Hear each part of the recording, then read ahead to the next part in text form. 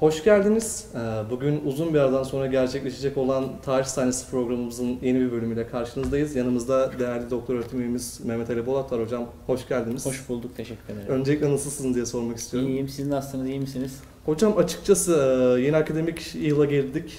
Bu akademik yılda kulübümüzün ilk etkinliği ve bunu sizinle birlikte gerçekleştirmenin mutluluğunu yaşıyorum açıkçası. O yüzden gayet iyiyim. Program akışına girmeden önce hocam şunu belirtmek istiyorum.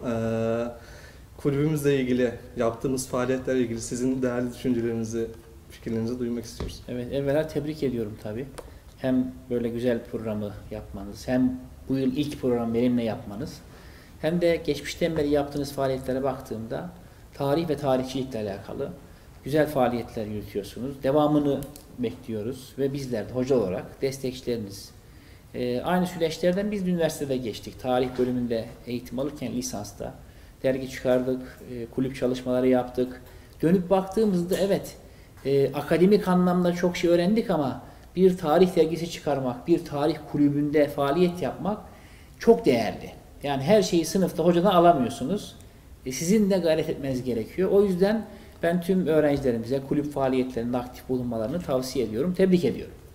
Çok teşekkür ederim hocam. Zaten bugün gene bize vakit ayırdığınız için, kıymetli vaktinizi bizimle paylaştığınız için çok müteşekkiriz. İsterseniz ben programın akışına başlayayım. Bugünkü konumuz sizin de gene akademik hayatınızı temellendirdiğiniz, uzmanı olduğunuz bir konu. Türkiye'nin Kafkasya politikası. Evet.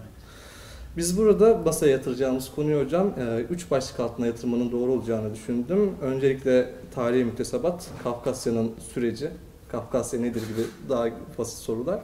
Hem izleyicilerimizin de bir fikir sahibi olması açısından. İkinci olarak sizin doktora tezinizi gerçekleştirdiğiniz milli mücadele dönemi Kafkasya politikaları. Ardından hocam Cumhuriyetimizin 21 sonrası yakın tarihteki Kafkasya politikalarımız. Programımız bu şekilde ilerleyecek. Dilerseniz hocam tarihi müktesebat dediğimiz kısımdan başlayalım. Kafkasya nedir? Evet. Tabii böyle süresi belli olan programlarda uzun konular anlatmak zor. Ben de elimden geldiğince bunu özetlemeye çalışacağım. Kafkasya en özet anlamıyla Karadeniz ile Hazar Denizi arasında kalan coğrafyaya Kafkasya deniyor. Kırım'dan başlıyor. Kırım'dan itibaren, Azak Denizi'nden itibaren başlayan bir Kafkas Dağları silsilesi var. Bakü'ye kadar uzanıyor. Bu dağların üst tarafında Kuzey Kafkasya, alt tarafında Güney Kafkasya diyoruz. İşte İran içleri Tebriz, Güney Azerbaycan'a kadar ulaşıyor. Ermenistan içinde, Azerbaycan içerisinde, Gürcistan içerisinde, Türkiye'nin Kars bölgesi bunun içerisinde, Kafkasya'nın içerisinde. Kuzeyde ise bugün Rusya Federasyonu dediğimiz, onun içindeki Dağıstan, Çeçenistan, İnguşetya, Kuzey ve Güney Ossetya, Güney Ossetya Gürcistan'ın içerisinde, Kuzey Ossetya, sonrasında Kabardey-Balkar, Karaçay, Çerkez ve Adigey ve Krasnodar ve Stavropol Kray denilen Rusya'nın yine idari birimleri. Böyle yine haritada baktığımızda Hazar ile Karadeniz arasında kalan bu coğrafya, dağlık bölgeye Kafkasya diyoruz. Dediğimiz gibi merkezinde Sıra Dağlar var. Çok büyük Sıra Dağlar var. Hemen alt kademesinde yine Ermenistan İran'a doğru uzanan bir dağ silsilesi daha var. Aslında şöyle özetlemek de gerekir. Akdeniz, Ege Boğazlar, Karadeniz, Hazar Denizi arasında kalan Kara Boğazı, yani kuzey ve güney geçişini sağlayan, doğu batı geçişini de sağlayan, dört taraftan yolların kesiştiği, aslında çok da yollara da elverişli olmayan dağlık bir coğrafya ama deniz var, geniş bir coğrafya var, geçiş noktası. Hatta haritanın daha genişine baktığımızda Avrasya kıtasında 4 ana geçiş var kuzeyden güneye. Birincisi Balkanlar, ikincisi Kafkasya ki konumuz, üçüncüsü Afganistan, dördüncüsü ise Doğu Türkistan'dan geçen yol. Ve bu 4 bölgeye baktığımızda da kuzey-güney geçişi tarih boyunca farklı seferlerin, farklı göç güzergahlarının, savaşların, çatışmaların olduğu bir coğrafya olarak görüyoruz. Bugün de 3 aşağı 5 yukarı baktığınızda Avrasya'da bu 4 geçiş noktası, coğrafi geçiş noktasının hep gündem olduğunu, hep iyi ve kötü tarafıyla gündem olduğunu görüyoruz. Kafkasya bunlardan birisi. O anlamda bir karaboğaz. Peki hocam biz Türkler olarak, yani Türkiye'nin Kafkasya politikası hakkında konuşuyoruz. Türkler olarak Kafkasya'ya nasıl gelmişiz, nasıl tanışmışız Kafkasya coğrafyasıyla? Tabii yine eskiden günümüze doğru bakacak olursak Orta Asya'dan, Orta Asya bugünkü Türkistan coğrafyasından Anadolu'ya ya da batıya doğru güzergahta Hazar Denizi karşımıza çıkmış. Kuzeyden Hazar Denizi üzerinden Doğu Avrupa'ya doğru bir güzergah gidilmiş. Hazar Denizi'nin güneyinden ise İran üzerinden Anadolu'ya ve Orta Doğu'ya girişler gerçekleşmiş. Bu iki güzergah esnasında da Kafkasya geçiş noktalarından, uğranan noktalardan birisi. Dolayısıyla şu an mesela Kafkasya'da Türk kökenli çok ciddi bir nüfus var. Ama Anadolu'daki Türkmenler ise, yani Türkiye'nin geçmişini oluşturan Türkmenler ise İran üzerinden geçiyor.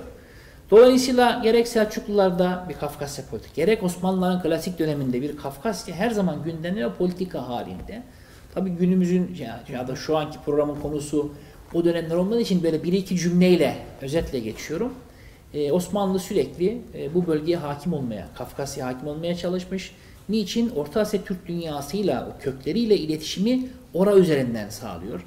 En yakın rakibi bölgede İran, Kafkasya üzerinden mücadele içerisinde ve 1500'den sonra sürekli kuzeyden güneye doğru gelen bir rakip olarak da Rusya ile karşılaştığı iki nokta var. Birisi Balkanlar, birisi Kafkasya. O yüzden de hep Osmanlı-Rus savaşları iki cepheli olmuş. Kafkasya sürekli Osmanlı-Rus harplerinin yaşandığı önemli, kritik bir coğrafya olmuş. Günümüze kadar da hemen hemen 3 aşağı 5 yukarı Kafkasya bu üç büyük gücün, İran, Türkiye ve Rusya'dan gelen büyük devletlerin kesiştiği, mücadele ettiği bir yer olmuş. Burada kastımız sadece Osmanlı diye hemen geçtik, Selçuklu diye hemen geçtik ama Roma'nın İran'da partlarla mücadele ettiği yerlerden birisi Kafkasya olmuş. Kuzeyden gelen efendime söyleyeyim diğer milletlerin güneye doğru indiği nokta hep Kafkasya olmuş.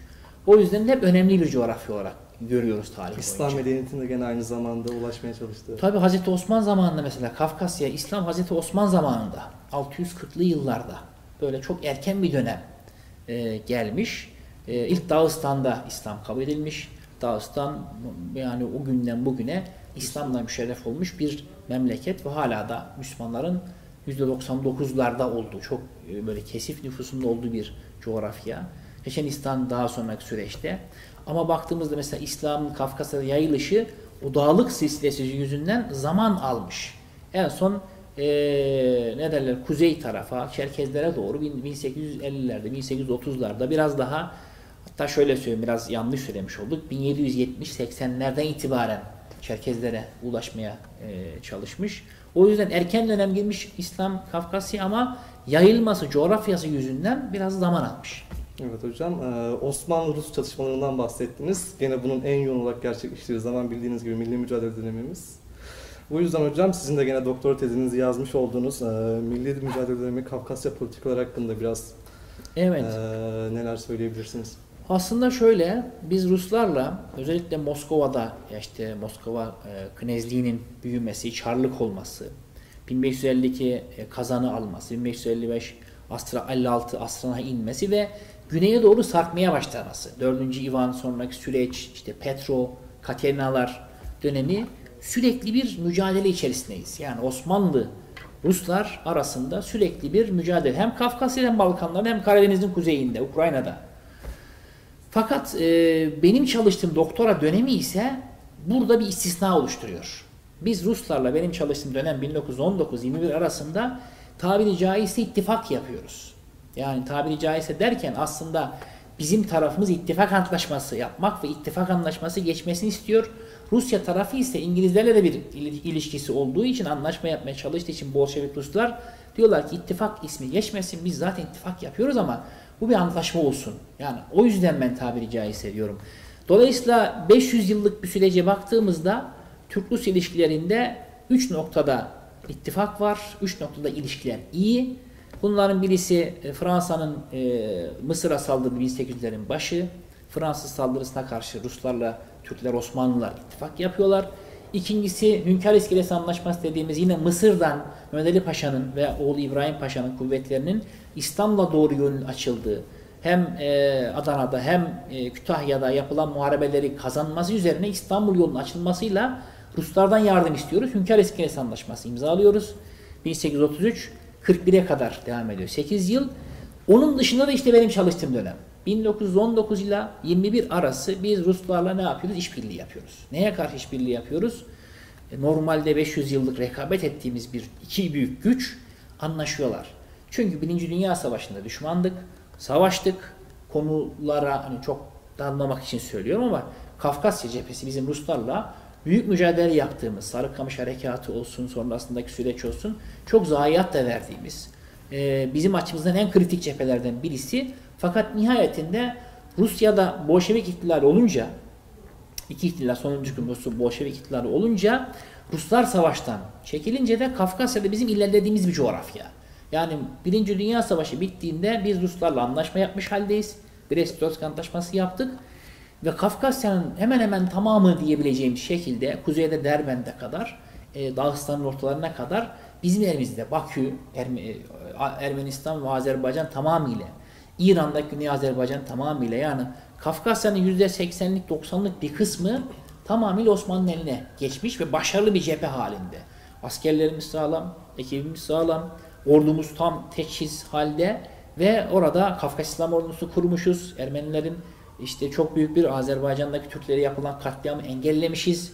Dolayısıyla savaş bittiğinde 1918'de Kafkasya'da biz galip durumundayız. Fakat Mondros Mütarekesi bizi yenik saydığı için ve ardından da İzmir işgali, işte efendim mesela Adana, Urfa, Antep, güneyden Fransızların işgalleri, İtalyanların Antalya, Konya havalisine doğru çıkmaları, İstanbul'un İngiliz ve Fransızlar tarafından işgal edilmesi, yine Samsun havalisine Rum isyanları, diğer coğrafyada Ermenilerin yapmış olduğu büyük katliamlar, Büyük Ermenistan hayali, buna baktığımızda 1918-19'a geldiğimizde Kafkasya'da biz güçlüyüz ama Mondros Mütarekesi sebebiyle yenik sayılıyoruz ve diğer cepheler biz çöktüğü için de ne yapıyoruz? Kafkasya'dan da çekilmek zorunda kalıyoruz. Tam bu ortamda Ruslarla da bir iç savaş başlıyor. İhtilalle beraber her şey bitmiyor. Tam tersi 3 yıl iç savaş yaşanıyor.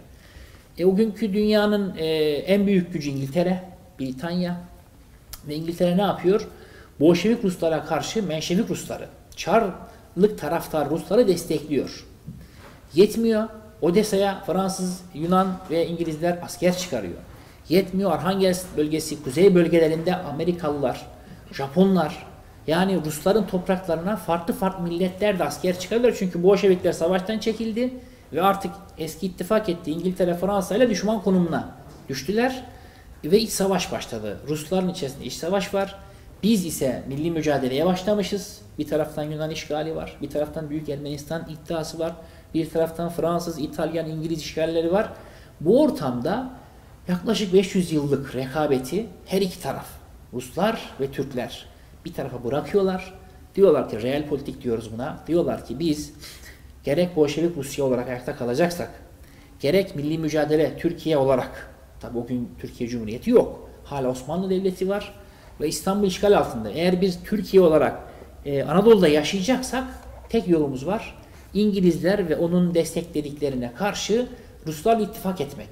Ruslar da İngilizler ve onun destekledikleri bütün o saydığım düşmanlara karşı Türklerle ittifak ederek güneyde bir dünya ile irtibat kurabilir. Çünkü her taraftan kuşatılmış durumda Rusya ve sadece Güney cephesi ve Türkiye üzerinden dünyaya açılabilir. Biz ise ancak Rusya'dan yardım alabiliriz. Bu ortamda Balkanlar zaten her iki devletin elinden çıkmış. Osmanlı'nın elinden çıkmış, Rusların elinden çıkmış. Rusların bizden tarih boyunca en istedikleri en önemli şey İstanbul İngilizlerin elinde. Geriye ne kalıyor? Aramızdaki problem Kafkasya kalıyor. Kafkasya konusunda anlaştığımız için Türkler ve Ruslar ittifak yapıyorlar. İşte orada milli mücadele Rusların 11 milyon altın ruble parasal destekleri var. Çok ciddi bir rakam bu. İki tümeni tamamıyla donatacak kadar işte askeri cephane, askeri mühimmat destekleri var. Hatta Stalin asker bile gönderelim diyor.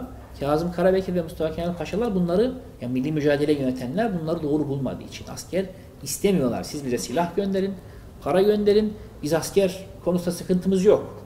Tabi hem asker konusunda evet çok sıkıntımız yok ama daha çok Ruslar gelir girer çıkmaz stratejik anlamda bir şeyimiz var. Tabi yani Türkiye bir devlet, her zaman o milli mücadelenin en kritik zamanlarında bile Osmanlı kurmay subayları, milli mücadeleyi yürüten insanlar her zaman o büyük devlet mantığıyla hareket ediyorlar. Dolayısıyla bir silah alıyoruz, para alıyoruz ama Rus askeri istemiyoruz kesinlikle. Rusların hocam girip çıkmama gibi sorunları var mesela Hünkar iskelesinde. Rusların başkasının yani bu büyük emperyal devletlerin, büyük devletlerin 3 aşağı 5 yukarı kullandığı politikalardan birisi. Ki zaten yani o gün için Mustafa Kemal Paşa olsun, Kazım Karabekir olsun, Rusları tanımıyorlar mı, bilmiyorlar mı? Ruslar bizden Kars'ı istiyorlar. 1950'lerde bile istediler. Stalin yine Kars'ı istedi.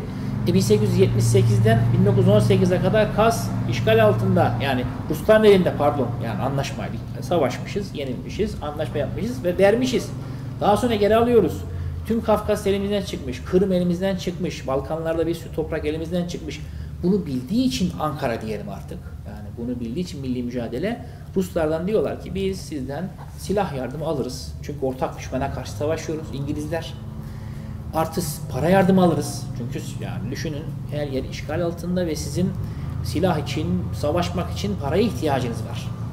Ruslar da o dönem açlık olmasına rağmen, çok sıkıntı çekmelerine rağmen bize parasal yardım yapıyorlar. Tabi burada şu parantezi açmak lazım. Bu gelen para Buhara'dan gelen para. Ama bunu bugün işte ne derler tarihi vesikalarla, evraklarla ispatlayabilmiş değiliz. Belli bir miktarda. Şöyle işte elimizde ne derler hatıratlar var, iddialar var. Gerçekten de Buhara'dan gelmiştir bu para Moskova'ya. Oradan da bize gelmiştir ama bu bile büyük bir şey. Yani siz savaşıyorsunuz, açlık var. Bizim 2 heyetimiz gidiyor Moskova'ya. Birinci heyet aç kalıyor. Yani yiyecek bir şey bulamıyor Moskova'da. Sizin ülkenizde savaş var, siz açsınız ama o kadar stratejik düşünüyorsunuz ki buna rağmen Buhara'dan da gelse o parayı ne yapıyorsunuz? Hepsi olmasa da bir miktarını Anadolu'daki mücadeleye gönderdi. Niçin? Çünkü Anadolu'da Yunanlıların eline, Yunanlılar kim? Ruslar Yunanlıları biliyorlar. İngilizlerin destekledi. Dolayısıyla Yunanlılar Anadolu'ya hakim olsalar İngilizler hakim olmuş olacaklar. Ruslar için bu yanlış. Yani tek başına Yunanlılar değil. İngiltere'nin Anadolu'ya hakim olmasına karşı çıkıyor Ruslar. Yoksa biz Sakarya Savaşı'nı kazanır kazanmaz büyük taarruza hazırlanırken Ruslar Yunanistan'la irtibata geçiyorlar. Ve diyorlar ki Bolşevik Ruslar Türklere karşı sizi koruyalım ama siz İngilizlere beraber olmayın. Bizimle beraber olun. Yani Yunanlılar taraf değiştirip İngilizlerle değil de Ruslarla beraber olsalar Ruslar bizi büyük taarruzdan ya da diğer Yunanlılara karşı yapacak mücadelelerden ne yapacak? Engellemeye çalışacaklar. Dolayısıyla Rusların bir Yunan derdi yok. Ve Ermeniler. Şimdi Büyük Ermenistan hayalini İngilizler, Fransızlar destekliyor. Amerika destekliyor. Ermeniler bunu istiyorlar. Ruslar ise diyor ki siz Büyük Ermenistan hayalini boş verin. Biz size Türklerden 2 vilayet alırız. Küçük bir Ermenistan kurarız. Onlarla da anlaşırız. Yaşarsınız. Şimdi Ermeniler ikilemde kalıyorlar. Büyük Ermenistan mı? Yoksa Rusların Amerika, İngiltere, Fransa'nın kontrolündeki Büyük Ermenistan mı? Düşünün bir ucu Samsun'da Karadeniz'e çıkmış Trabzon. Bir ucu İskenderun'a inmiş Adana'ya kadar. Türkiye'nin 6 vilayetini almış kocaman bir Ermenistan mı? Diğer tarafta ise 2 vilayetten oluşan daha küçük Erivan, bugünkü Erivan çevresindeki bugünkü Ermenistan'ın biraz daha geniş hali. Van'ı da istiyorlar. Bitlis'i de istiyor Ruslar. Bizden istiyorlar da gerçekten. Ya burada küçük Rusların kontrolü bir Ermenistan mı? Ermeniler tabii ki Büyük Ermenistan'ı istiyorlar. Fakat yapılan mücadeleler sonucunda Doğu cephesinde Kazım Karabekir'in büyük askeri başarılarıyla beraber Kars alınıyor, Gümrü alınıyor, Gümrü Anlaşması yapılıyor. Anlaşmanın yapıldığı gün Ermeniler birinci o büyük tekliften vazgeçip Rusların küçük teklifini kabul ediyorlar ve Küçük Ermenistan hayatta kalsın diye uğraşıyorlar. Ve gerçekten de Küçük Ermenistan Sovyetler Birliği'nin içerisinde günümüze kadar geldi. Bugün de benzer bir şey aslında. Hani bugünü de konuşacağız ama bugün de benzer bir şey var. Amerika'nın, Fransa'nın, İngiltere'nin desteklediği Paşinyan yönetimi Büyük bir Ermenistan kurmak istedi. Azerbaycan'a saldırdı. Rusya da sessiz kaldı dedi ki çünkü bak Büyük Ermenistan hayalinden vazgeç. Küçük Ermenistan ol ama benim ol, Rusların ol. Paşinyan yönetimi bunu istemediği için Büyük Ermenistan hayaliyle ne oldu 2. Karabağ Savaşı'nda? Azerbaycan hem işgal edilen topraklarını kurtardı hem son ateşkes dolayısıyla tam süreç bitmediği için son saldırılar yüzünden Ermenilerin ateşkesi bozması yüzünden de Azerbaycan ne yaptı? Gerekli mücadeleyi şu an yapıyor Türkiye'nin desteğiyle. Aynı tarihi görüyoruz. Yani tarihi tekrar eder mi derken de benzer şeyi görüyoruz. Büyük bir ideal Ermeniler açısından hüsranla sonuçlanıyor. Çünkü bunu yapacak, bunu haklı gösterecek hiçbir şey yok. Diğer taraftan ise ne zaman bunu başarısız oldu, küçük bir Ermenistan, Rusya'ya sığınan bir Ermenistan o süreci tekrar yaşıyor gibiyiz yani.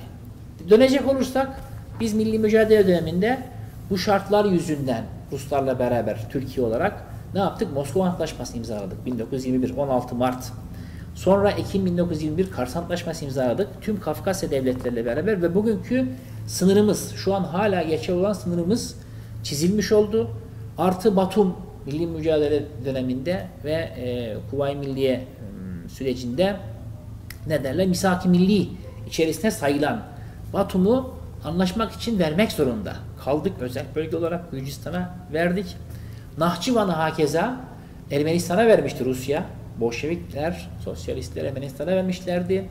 Ve ne almıştı? Biz Moskova Antlaşması'yla Nahçıvan'ı Azerbaycan'a, yani ya Türkiye'nin ya Azerbaycan'ın kaydını koyduk ve Azerbaycan'a verildi. Dolayısıyla Nahçıvan'ın da bugüne kadar gelen statüsünde kurtulmasını, Azerbaycan ve bir Türk toprağı olmasını sağlamış olduk. Hocam Nahçıvan'ın herhalde herhangi bir işgal durumunda Türkiye'nin bizzat tabii garantörlüğü mü Türkiye, garantörlük içerisinde. O yüzden de bakın Ermenistan işte Azerbaycan tarafına saldırdı. Kaç rayonu işgal etti 92'den itibaren. 88'de başlayan süreç 92'ye kadar Hocalık katliamı, bir sürü süreç.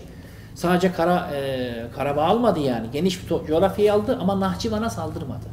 Çünkü Nahçıvan'a saldırması durumunda Türkiye'nin müdahale edeceğini, Kıbrıs Barış Harekatı'nda olduğu gibi.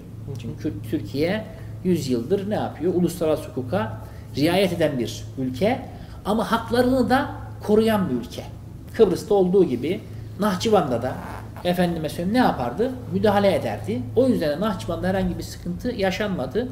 Dönecek olursak o 500 yıllık Türk-Rus tarihi sürecinde sürekli biz mücadele içerisindeyken, rekabet içindeyken 1918, 19, 21 arası bir anlaşma İngilizlere karşı, İngiliz emperyalizmine karşı, sonrası 1925'ten 34'e kadar, 39'a kadar süren 2. Dünya Savaşı'nın başlangıç noktasına kadar giden bir saldırmazlık dönemi ama 2. Dünya Savaşı'na başlama sürecinde Rusya saldırmazlık antlaşmasını uzatmayacağını, dolayısıyla bize saldırabileceğini ortaya koyunca da ne yaptık biz? 2. Dünya Savaşı'nda tarafsız kalmakla beraber çok büyük baskılara yani boyun eğmeden her iki taraftan İngiltere'nin, Rusya'nın, ilk başta da Almanların çok büyük baskılarına rağmen Türkiye savaşa girmeyerek fakat savaş sonrasındaki Rus taleplerine karşı da ne yapmak zorunda kaldı? Batı bloğuna girmek zorunda kaldı. NATO'ya girmek zorunda. Kore asker gönderdi. NATO'ya girdi ve günümüze kadar gelen süreci yaşadık. O yüzden benim doktora tezim olarak çalıştığım dönem bu ara dönem. İngiliz emperyalizmi Bolşevik Ruslara hayat hakkı tanımıyor. Milli mücadeleye ve Türklere Anadolu'ya hayat hakkı tanımıyor. Bu ikisi birleşiyorlar ve İngiliz emperyalizmi ne yapıyorlar? Tabiri caizse püskürtüyorlar. Çok sağ olun hocam. Siz biraz yakın tarihe de girdiniz. O yüzden oraya da biraz geçiş yapalım istiyorum ben. 21 sonrasında işte Azerbaycan'ın kurulması, sonra Sovyet Rusya'ya bağlanması, Ermenistan'ın kurulması, Gürcistan'ın kurulması, bu pilot devletler vesaire. Kars'ın Stalin tarafından istenmesi. O zamana kadar gelen, şu ana kadar gelen süreçle ilgili de hocam sizin gene. Tabii 1921 sonrası biz anlaşma yaptık. Evet, Kafkasya Rusya'ya bırakıldı. Biz Kafkasya'ya dair iddialarımızı ne yaptık? Kapatmış olduk. Çünkü Kafkasya'ya dair Osmanlı'nın her zaman iddiası vardı. En son iddiası da şuydu. Kafkasya İslam Ordusu da o yüzden kuruldu zaten. Azerbaycan'da ve Dağıstan, Kuzey Kafkasya'nın doğu tarafında İslam devleti kurulması talebi Osmanlı'nın Kafkasya'ya dair son ürettiği nedir? Politikadır. Tabi bu şartlar gereği oluşmadı. Niye? İşte Azerbaycan Şii, Kuzey Kafkasya'da Dağıstan bölgesi Sünni. Bir türlü mezhepsel birliktelik oluşamadı. Zaten savaş ortamı. Fakat ne oldu? Kafkas İslam Ordusu'nu göndererek Osmanlı ve Enver Paşa, burada özellikle Enver Paşa'yı, Nuri Paşa'yı rahmetle yad edelim. Onların özel gayretleri ne oldu? Azerbaycan kurulabildi. Hatta Kuzey Kafkasya devleti kurulabildi. Sovyetler Birliği 1921-22'den itibaren, 21'den itibaren bölgeye Kızıl Ordu hakim oldu. 23'te adı Sovyetler Birliği oldu. 22'de pardon adı Sovyetler Birliği oldu. Bunun içinde bir Dağıstan Sosyalist Cumhuriyetler Birliği'nin kurulmasını Türkiye tebrik etmişti mesela. Yani ayrı bir Türk Müslüman devleti kurulması, Azerbaycan'ın kurulması ve oralar ilişkiler. Tabi ama işte 22-23'lerde bir şey vardı. Sovyetler Birliği güçlendikçe demir perdeyi indirdi ve biz 1991'e kadar ne Dağıstan'la, ne Çeçenistan'la, ne Azerbaycan'la hiçbirisiyle ilişki geliştirmedi. Gürcistan'la da dahil. Ne zaman ki 91'de, hatta bu arada bir önce de bahsettim, İkinci Dünya Savaşı sonrası Stalin'in Kars istemesi, İstanbul'u korumak için, daha doğrusu şöyle, Montreux Boğazlar Sözleşmesi 1934'te gerçekleşiyor. 36'da gerçekleşiyor. Hemen 3 sene sonra Rusya tekrar talep ediyor. Diyor ki biz diyor boğazları ne yapalım, beraber koruyalım. Dolayısıyla boğazlar talebi bizi çok sıkıntıya soktu. Fakat Kafkasya özelinde özel bir şey oluşmadı. Ta ki 1991 Sovyetler Birliği'nin yıkılmasıyla beraber Kafkasya'da donmuş çatışmalar. 88'den itibaren başlayan Ermeni-Azeri, Ermeni-Türk çatışması derken Türkiye ister istemez hazır olmadığı bir süreçte. Çeçenistan Savaşı, 1. Çeçen Savaşı, 2. Çeçen Savaşı, işte Hocalı katliamı, Karabağ'ın tümden işgal edilmesi, Gürcistan'daki olaylar, Batum'da gelişen gelişmeler, Abhazya Savaşı, Osetya Savaşı, İnguş-Oset çatışması, daha saymadığım bir sürü irili ufaklı problem, Cavaheti Ermeni problemi, Ahıska problemi, bir sürü konu ne oldu? Gün yüzüne çıktı ve Türkiye'de bunlara dair bir şeyler yapmaya gayret etti. Tabii şartlar öyle kolay değil. Fakat 2000'lerle beraber, yani Sovyetlerin yıkıldığı 91'den itibaren Türkiye Azerbaycan'ı hep desteklemeye çalıştı. Ama 2000'lerle beraber Türkiye'nin Azerbaycan'a sürekli desteğinin arttığını, mesela tamam Kuzey Kafkasya'da hala bir şey yapamıyor Türkiye. Çünkü Rusya'nın içerisinde orası. Tamamıyla Rusya'nın. Ama güneyde Gürcistan'a çok büyük destek sağladığını, Azerbaycan'a çok büyük destek sağladığını, hatta Ermenistan'a sürekli bir barış eli uzattığını, 2008'de oldu, evet. 2010'da 12'de hatta bir protokoller imzalandı. Dönemin Cumhurbaşkanı Abdullah Gül oraya gitti, onlarınki geldi, işte futbol diplomasisi dendi. Güzel böyle sinyaller oldu ama Ermenistan buna ne yaptı? Durdurdu hemen protokoller. Yani Türkiye tarafından bir şey oluşmadı. Türkiye tarafından hep böyle barış eli. Dönem dönem Sayın Cumhurbaşkanımız, Başbakanlığı döneminde, Cumhurbaşkanı döneminde hep Ermenistan'a oturalım konuşalım. Tarihlerimiz bir araya gelsin. Tarihte, geçmişte takılı kalmayalım. Günümüzü konuşalım. Şunu edelim, bunu edelim. Hep böyle pozitif sinyaller gösterirken maalesef Ermenistan tarafı bunu hiç kullanmadı. Tam tersi işte Karabağ işgalini devam ettirdi ve 2. Karabağ Savaşı'yla Azerbaycan'da Türkiye'nin de büyük desteğiyle kahramanca topraklarını kurtardı. Günümüze kadar geldik. Bugün Türkiye 100 yıl sonrasında Kafkasya tekrar dönmüş durumda. Yani Moskova Antlaşması'yla beraber biz Kafkasya'dan tamamıyla iddialarımızla çekerken, sınırımızı oluştururken bugün artık Sovyetler Birliği yok. Kafkasya'da 3 tane bağımsız devlet var. Evet, Rusya var ama her şey eski şartlardaki gibi değil ve Türkiye geçmişte o 1920'lerdeki gibi de değil. Milli mücadele dönemindeki o zor ve işte kendi topraklarını kurtarmaya çalışan bir Türkiye yok şu an. 100 sene sonra bölgesinde güçlü, dünyada adı olan, belki uzun vadede inşallah küresel güç olmaya kadar gidebilecek ekonomik, siyasi, askeri potansiyel olan tüm dünya ilişkileri geliştiren bir Türkiye var. Kafkasya'daki soydaşlarına, dindaşlarına, komşularına bigane kalması, sırtına dönmesi herhalde çok akıl kârı olacak değildir. O yüzden bu Karabağ Savaşı ve Azerbaycan'ın başarılı olması, Türkiye ile Azerbaycan arasındaki çok seviyeli ve doğru ilişki, yani bu örnek gösterilebilir. Evet, Azerbaycan ve Türkiye ikisi de Türk kökenli. İkisi de Müslüman.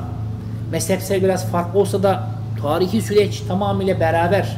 Ama her ikisi de o kadar seviyeli bir şekilde birbirini destekliyor ki, yani hiç kimse birbirine üstten bakmıyor. Hiç kimse birbirine karşı bir tahkim edici bir şey geliştirmiyor ama kardeşlik hukukunu çok iyi geliştiriyor.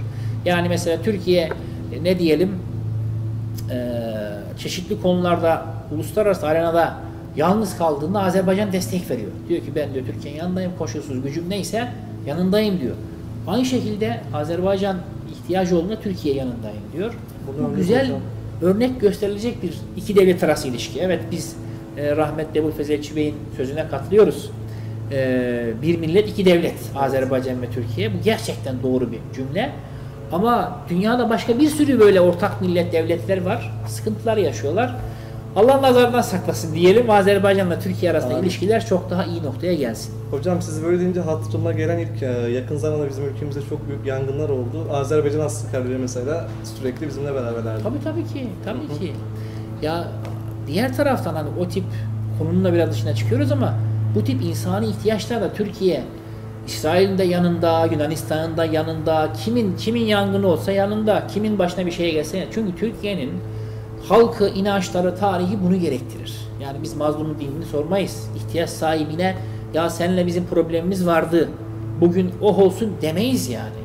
Biz ihtiyaç sahibi ise gideriz. Yunanistan'da olsa gideriz, Bulgaristan'da olsa gideriz, İsrail'de olsa gideriz.